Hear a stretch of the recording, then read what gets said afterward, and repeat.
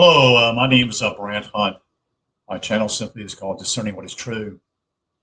Going to be reading chapter 24 today from the book called Psychology and Kabbalah. The author of this particular book is a gentleman named Z-E-B Ben B-E-N Simon Levi Halevi. And he wrote a book called Kabbalah, Tradition of Hidden Knowledge. In fact, let's do a little, let's look at, see what else he's written, because um, he's quite a writer in the past. And so we'll just get in that real quick here.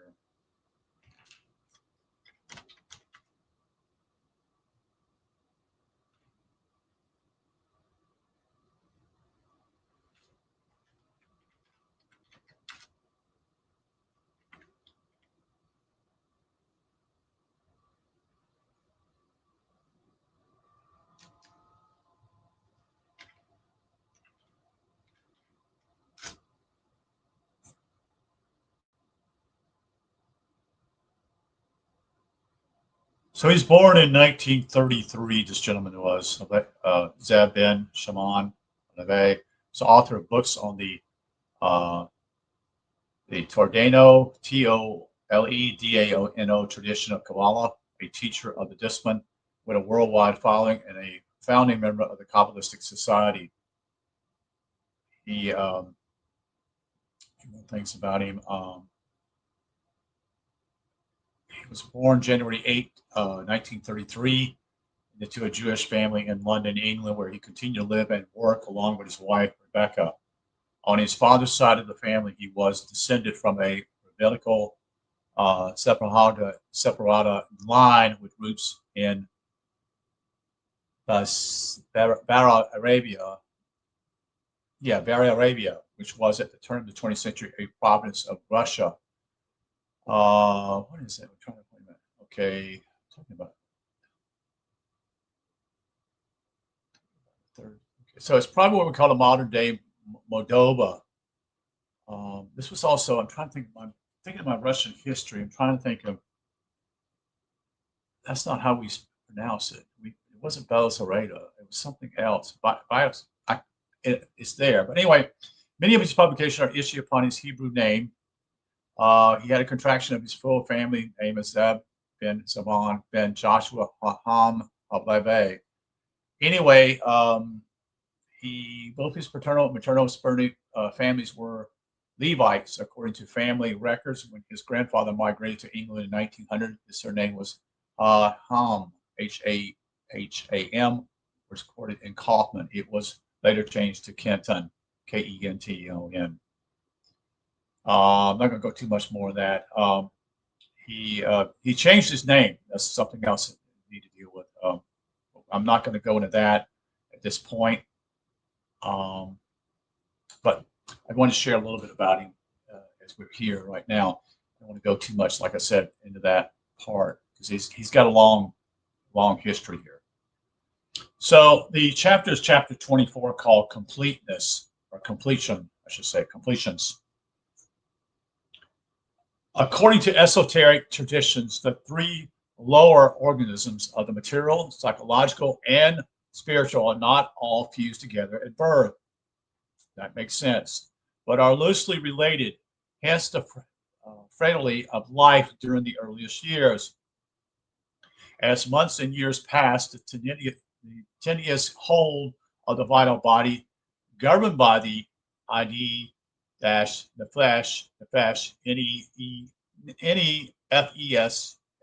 increases as the dynamic and structure of the upper face of the body accumulates and binds into the lower face of the psyche, so that by the age of about 7 years old, the Da and Yasad of the ego has generated in the average child. It is a operational personality. At puberty, the middle levels of the psyche are engaged. So none of this was ever told to me, and I doubt anybody else has even heard of this before.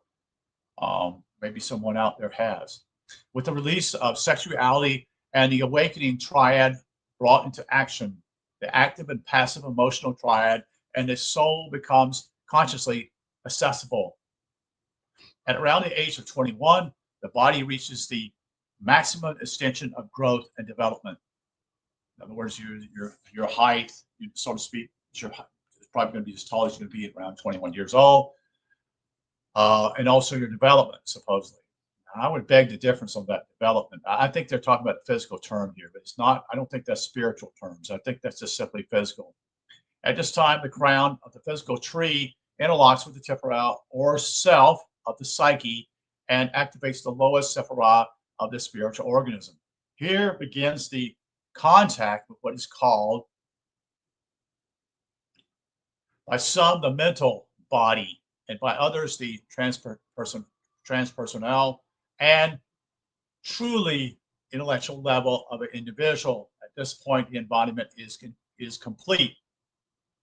All the foregoing summarizes the process of incarnation from the moment of conception through gestation, birth, and early development to a point where the body, psyche, and spirit are brought together. So that's speaking of the Trinity there in some ways. This situation grants extraordinary capacities as revealed by the great ones of the human race. However, most young adults on maturing usually only apply themselves to surviving in the physical world and to outdoing each other. For the mass of humanity, this is quite acceptable. And many are content to live relatively comfortable and secure lives while they let the more assertive compete among themselves, that is, compete, I should say, among themselves for leadership. The outsiders are different, but we shall deal with them later. Having reached their prime, most people see no further than to earn a living, mate, and fit into their particular society. The working man does what his father did, unless he is exceptional, and marries a girl who lives in the same sort of life. So there's no, I'm seeing here, there's no desire to go on. Most of humanity is content to be at that certain type of thing. So what, say, for example, this is true. If his father is a farmer, then the son will probably be a farmer. Okay. Now that's not necessarily true. Some will go and do something else, but this just to give you an idea of where people are content. They're not assertive in their life. They're not pursuing deeper things. They're content with that. What they, be able to put food on the table, that type of thing, have a house, have a couple children, that type of thing. Sort of like what we call the American life here in America. The son of a professional will probably go to university unless he is unusual and espouse a woman of similar background, unless she is very different, the daughter of an aristocrat, that is. After reacting against her class, will more often than not finish up with a man of the same rank, running a household, not all that difference in essence from that of her parents. It must be repeated, is a generalization and does not always apply to the kind of people who read books like this, being outsiders for one reason or another. Yeah, anything of this type of reading at a very young age would have gotten the attention of many families. Like, what are you doing? That's type of thing, which is a rare thing, rare phenomenon. Figure 28, age. Here, the level attained is crucial. A person may be excellent in their occupation, but psychologically immature. Yeah, we see that a lot here in this world, don't we? A lot of that goes on. We may have people who are well off, and yet they act like children. They really do. To be adult at the level of the soul means that one has been able to handle both success and failure, the grinders and polishers of life. Self-esteem may come with a grand title, but this could be quite superficial when compared to an individual who has self-respect and integrity. To be psychologically mature means to perceive a wider and deeper picture of life and to possess wisdom, and understanding. That's a quote from the author. Having reached the peak of physicality, many people no longer seek further. Family and occupation absorb most of the energy available, and there is a flattering out of the field of activity. The intense curiosity of childhood and the vitality of youth start to fade, and many brilliant and beautiful young people become quite ordinary by the time they reach 30. Folks, this is the Western world, we can say. Um, I don't know what it's like in other. I'm just talking about Europe and the United States, pretty much here. Okay, that's kind of the so most are content with where they're at, so to speak. Some aren't, but once you get married, that's also. And I'm just expounding on this. But once you get married and have children, there's even what I would call. There may be a little bit more ambition from the man or woman, so to speak, in those areas. Usually. So anyway, got off track here. Some, of course, seek to retain their cleverness and desirability, but it has not the freshness of youth. The wild and often painful, but sometimes wonderful epoch is past in early middle age, which is so concerned with finding and establishing a place in the world, has to be endured. Interesting word, endured.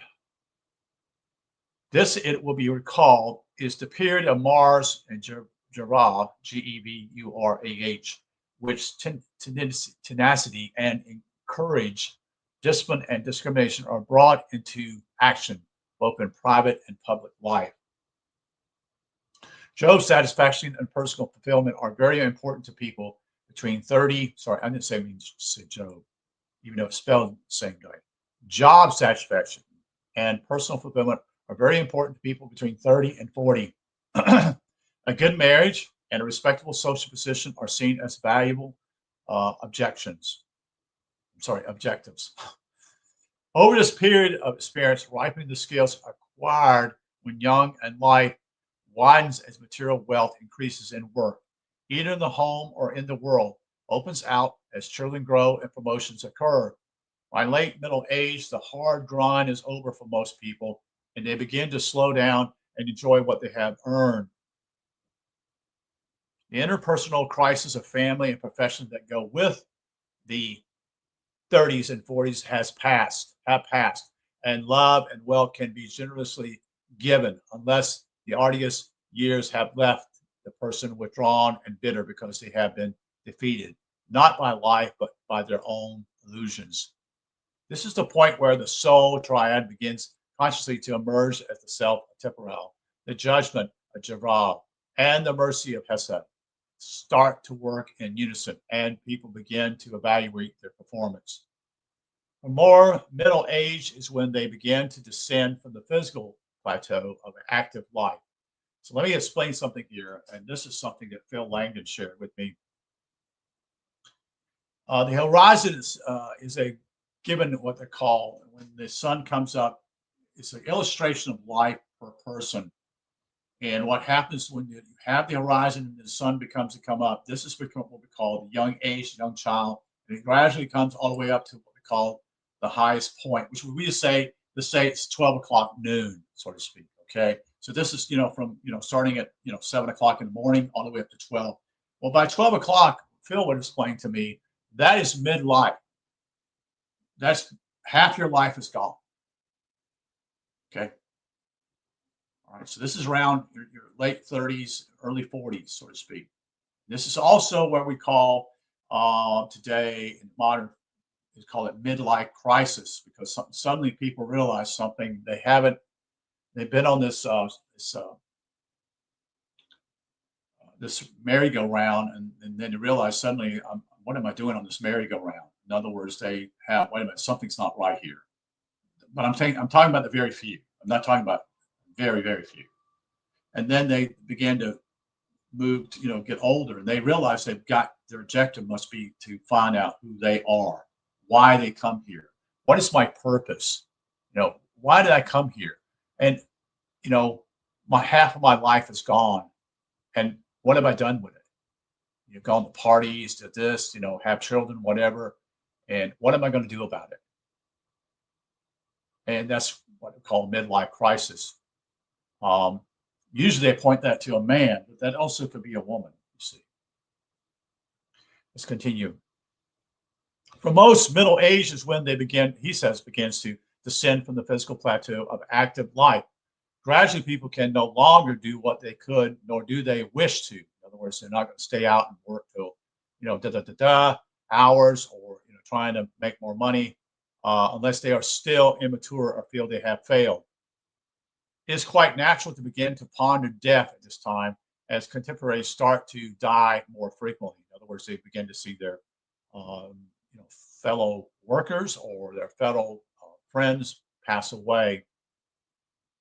This consideration of one's time on earth continues from the 50s onward, as the senses begin to dim and there is a feeling of a closing down of the radius of physical action.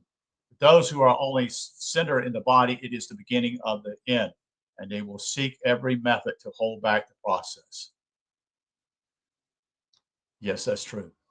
Those who have developed some insight into the purpose of life now begin to reflect even more seriously and give out and back much of their experience and material possessions, because they realize that the body has already started to detach itself from the psyche. As early old age approaches, so the strengthening body cannot recall yesterday, because its systems are not as efficient as they were. Although images of yesteryear may be remembered with extraordinary clarity, long vanished scenes of childhood, moments of youth, and the dreams, not the dreams, and the dramas of young adulthood return as the loosening ego frees the unconscious from its hold. Many hours are spent pondering deeds and attitudes, as the superego and the ego idea are separated out by the emerging sephara or banal and hokahanan that give understanding and wisdom to those that heed their deeper levels in the mind. So he's talking about, the physical body is beginning to deteriorate, but it says here, he's saying the deeper levels that you can use your mind. So this is something critical for everyone to understand when they get older.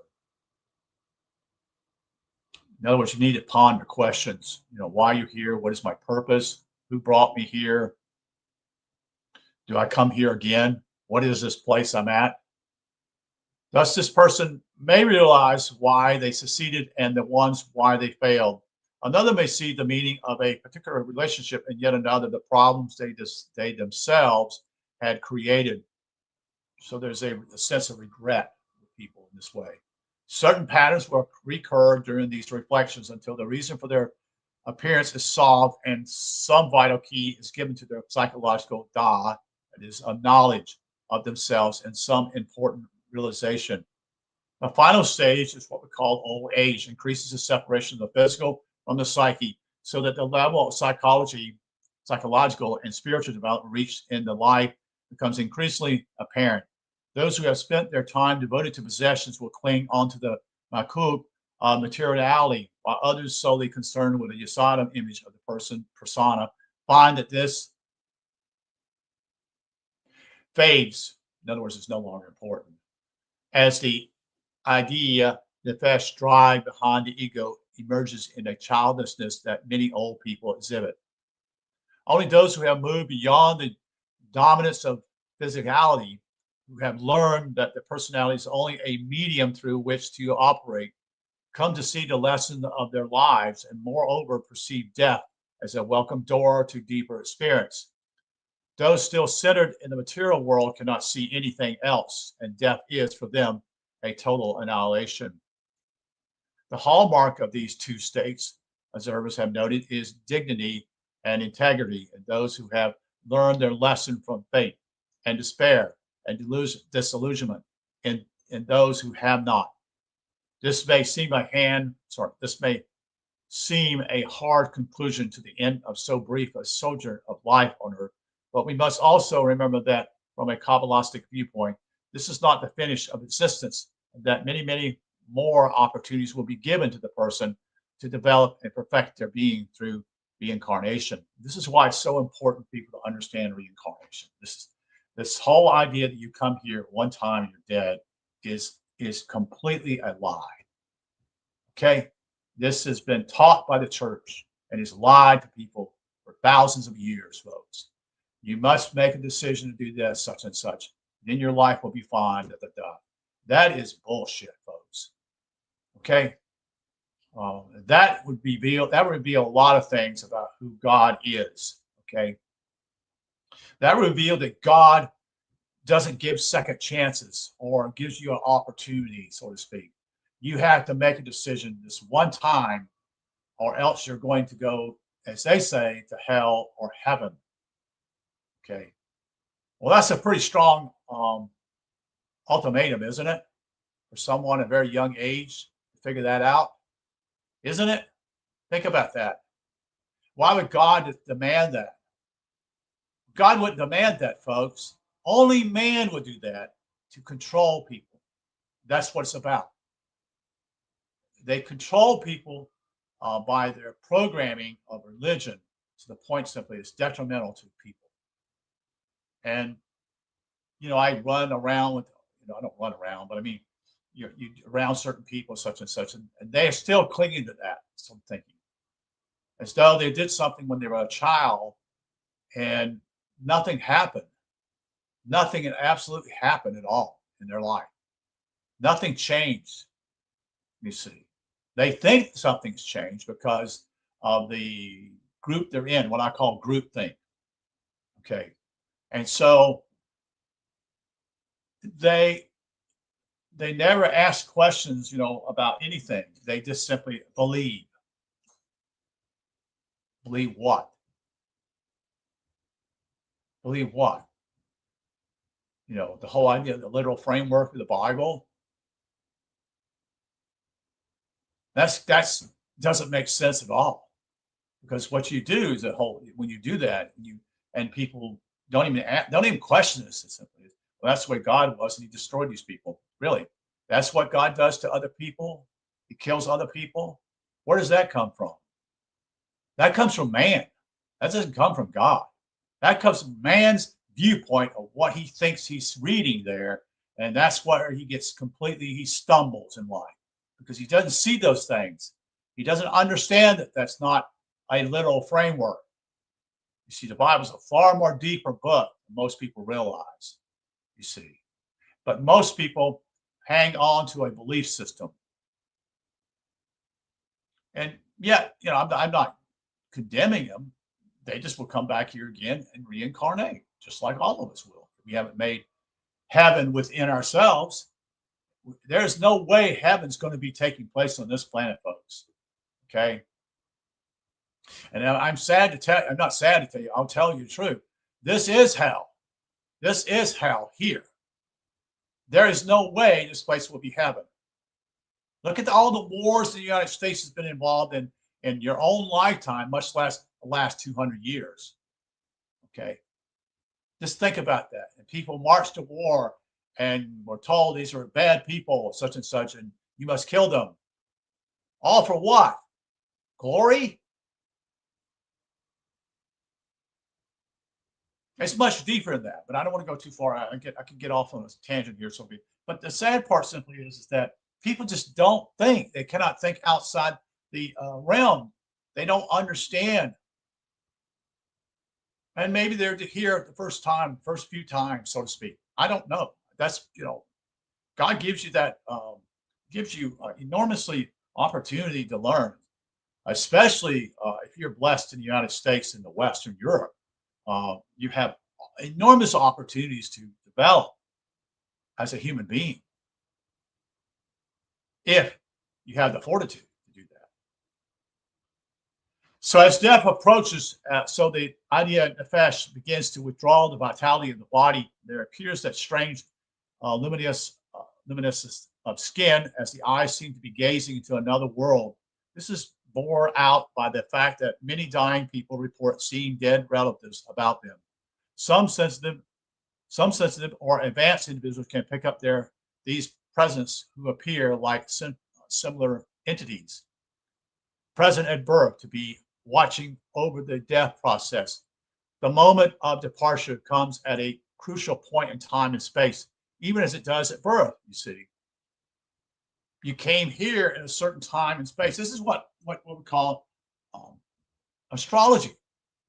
You came here for a purpose. You don't even look at what I would call, and I'm talking about the stuff they sell you on the internet here, folks. I'm talking about when you were born, what was your, what day, what particular sign are you involved in? What are you a fire? Are you a water? Are you air? Are you earth? In other words, that tells you certain things about your personality. Doesn't mean all of them have the equal opportunity to make heaven within themselves.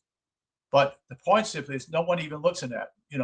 Most are shamed if you look into astrology. Well, I'm not shaming you. A lot of things simply it's the horoscopes. There's another clown out with it. Anyway, I've got again.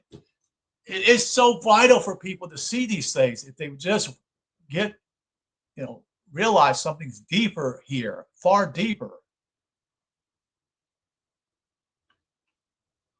And a lot of people do what they call, what is it called? The idea simply is that I'm going to collect so many, have 10 things, whatever. I don't know what it's called. I know what it's called, but I can't think of the name. But it's something like, oh, okay, there are going to be certain things I want to do in my life before I pass away. So I'm going to go visit, Disney World or whatever, such and such, or go around the world, whatever, visit such and such, which is fine. I don't have anything against that. I'm just saying simply is, it's a realization you're going to die. You see. Sometimes in the natal process, nothing obvious appears to be happening. Here we have to remember that while the body and lower psyches may be old and inert, the higher levels are anything but as they ease themselves free of the physical vehicle. When the ebbing vitality of the ego finally loosens the Yesod-Dot connection, then death is imminent.